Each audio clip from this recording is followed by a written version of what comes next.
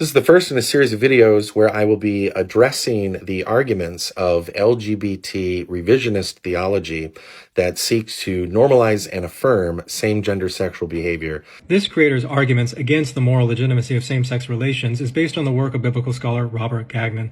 And Robert Gagnon's arguments aren't so much based on the Bible, although they're presented that way, but rather on Gagnon's anatomical approach to sexual ethics. And in this anatomical approach to sexual ethics, heterosexual intercourse is good because it can be reproductive, and heterosexual intercourse is good because the anatomy of heterosexual intercourse fits so nicely together. But there are several problems worth mentioning to this anatomical approach to sexual ethics.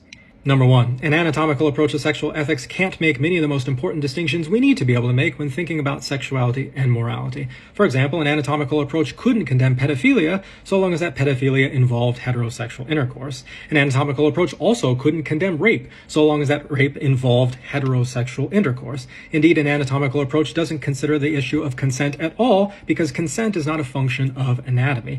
Moreover, an anatomical approach is insufficient to make many of the other condemnations that both its creator and Robert Gagnon wants to make. For example, they'd likely want to condemn both extramarital and premarital sex, but so long as that sex involved heterosexual intercourse, it would have to be fine according to this anatomical model. Number two, this anatomical approach to sexual ethics is probably going to end up condemning a lot more than both Robert Gagnon and this creator want to have condemned.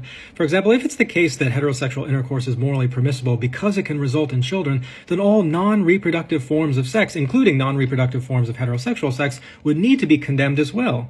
All sexual kissing and touching, whether it's heterosexual or not, would need to be condemned. All use of contraception would need to be condemned. Indeed, having sex at any other time other than those 4 or 5 days a month where a woman could actually get pregnant would need to be condemned as well. All postmenopausal sex would need to be condemned also.